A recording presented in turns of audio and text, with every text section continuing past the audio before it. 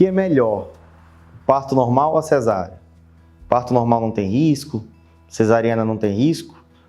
Os dois têm riscos e a gente vai tentar elucidar um pouquinho desses riscos agora.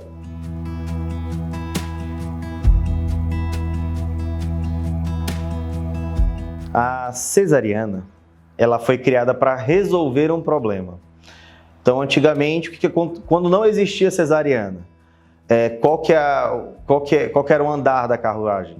As pacientes que não conseguiam ter o parto normal, elas simplesmente iam a óbito. A paciente ela ficava em trabalho de parto horas, dias, e aquilo dali acabava evoluindo ou para uma infecção, para uma hemorragia, e a paciente acabava, tanto a paciente quanto o bebê acabavam indo a óbito. Então a cesariana ela foi criada para resolver uma situação de urgência. E até hoje ela existe para resolver uma situação de emergência. Qual que é o problema? Onde que ocorre a mudança? Quando a gente pega uma intervenção que é utilizada para resolver uma situação e coloca ela acima da própria situação. Hoje em dia no Brasil, infelizmente, é o que a gente vê, onde a cesariana ela é criada como rotina, como modo mais fácil. E eu entendo que para muitos médicos e para muitas pessoas, essa rotina acabou se tornando tão comum, tão própria do dia a dia, que não acabe criando mais segurança para essas pessoas. É comprovado cientificamente que o parto normal ele é mais seguro tanto para a mãe quanto para o bebê. Quais que seriam as complicações? Existem complicações somente na cesárea? Existem complicações somente no parto normal? Não, a gente tem complicações tanto em um quanto em outro. Porém, as complicações da cesariana elas se sobrepõem às complicações do parto normal.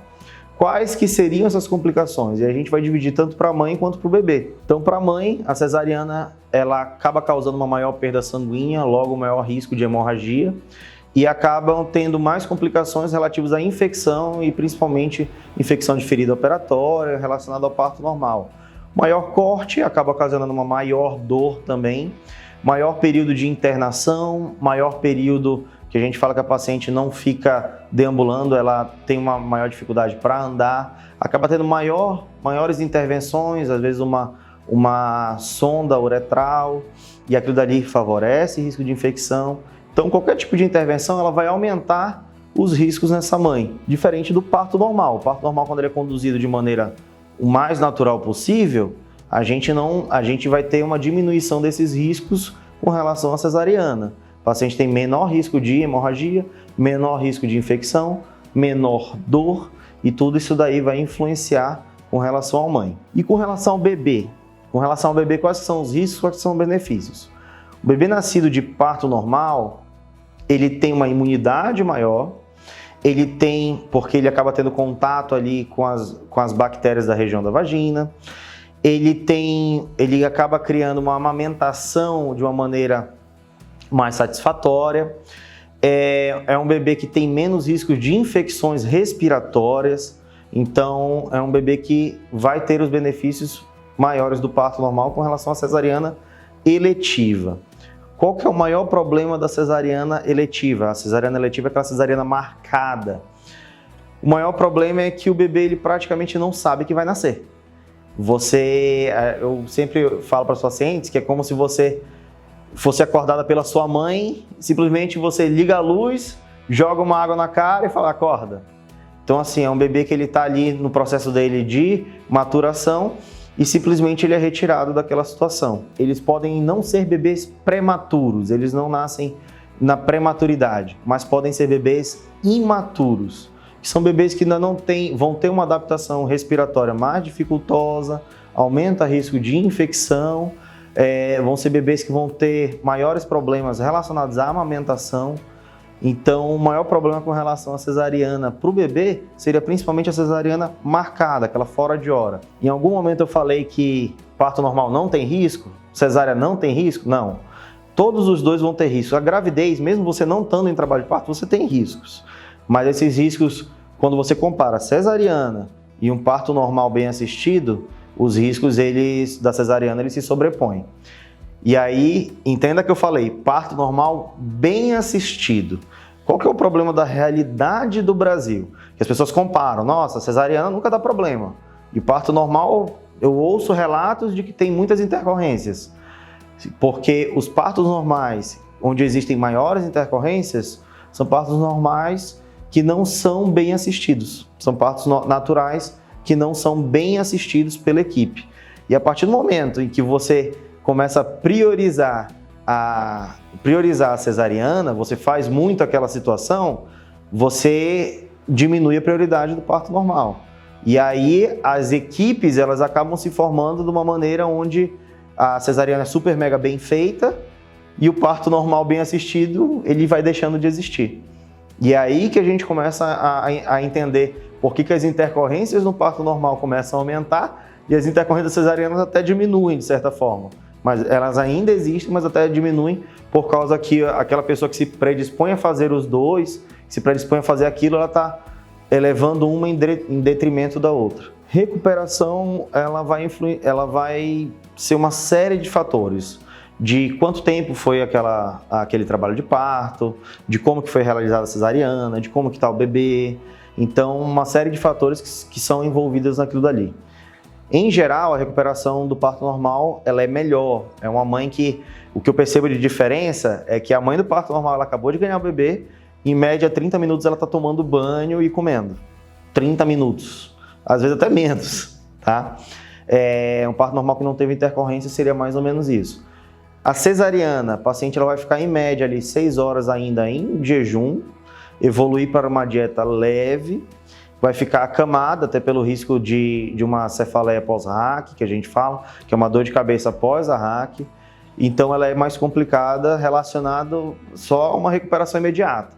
Isso daí vai influenciar também o contato da mãe com o bebê. Uma mãe que está se sentindo bem, ela vai acabar pegando o bebê mais no colo, ela vai acabar estando mais com o bebê do que uma mãe que está sentindo muita dor e tudo mais.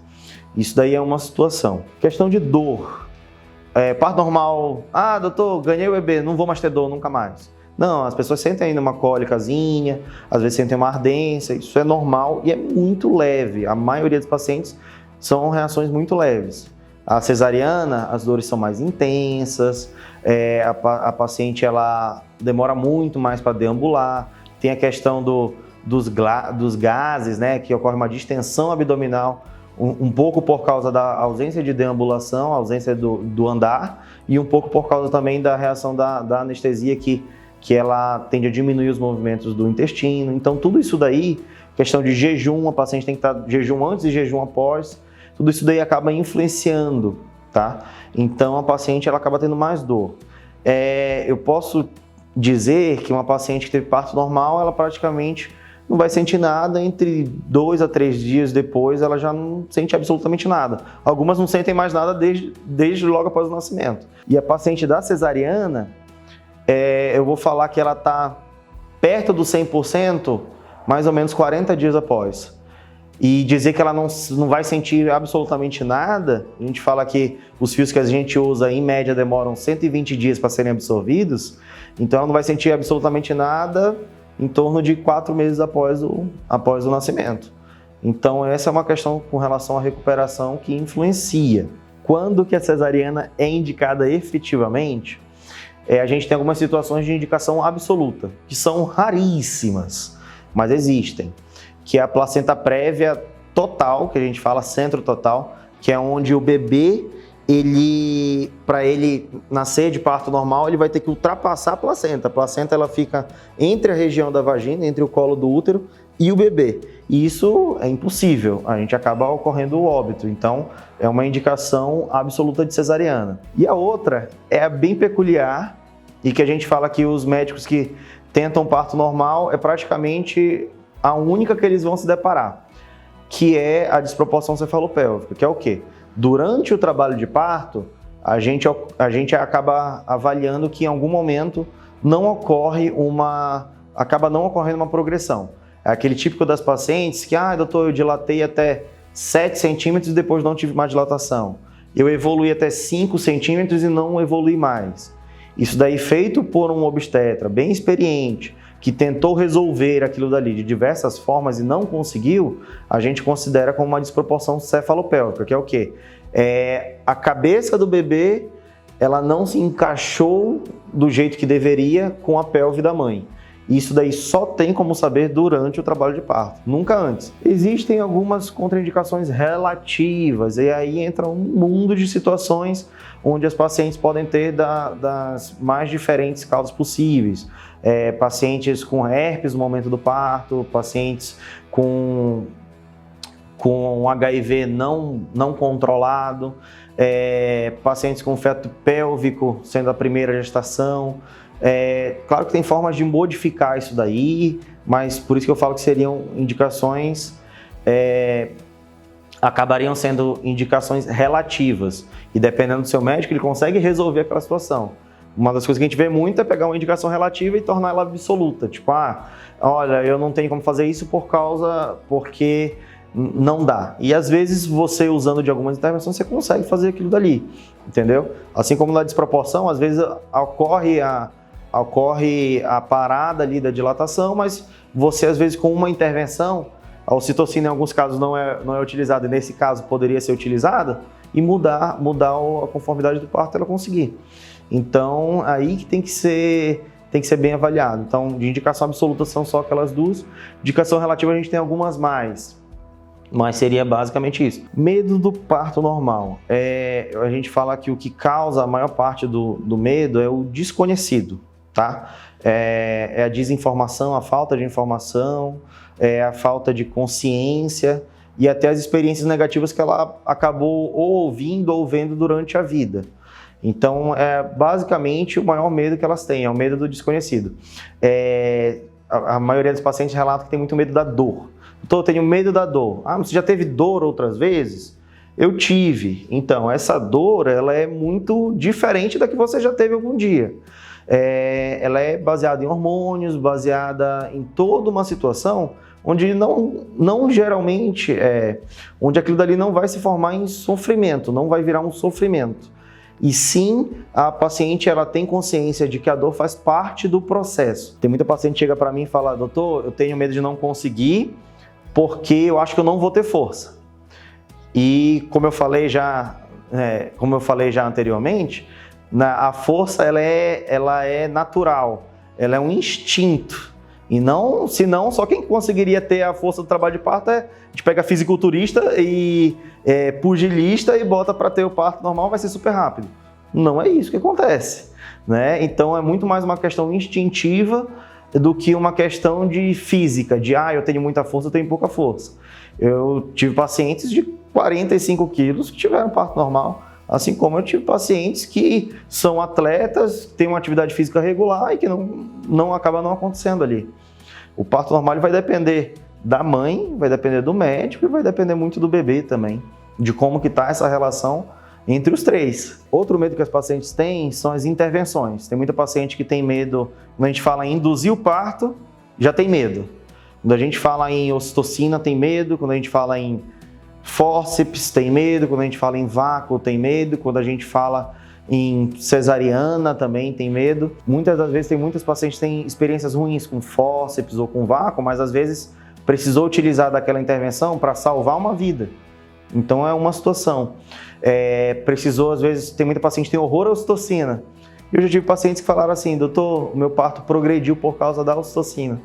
Então são intervenções que quando elas são usadas de maneira gradual, de maneira correta, elas vêm para ajudar.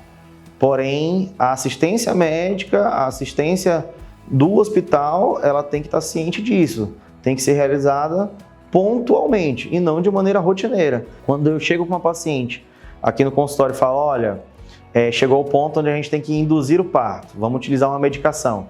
A maioria dos pacientes já não quer mais induzir o parto, quer ir para cesárea ou quer fazer uma outra opção. Por quê? Porque tem desinformação, tem medo daquela situação, porque aquilo dali aconteceu com uma colega e a colega acabou tendo um desfecho ruim.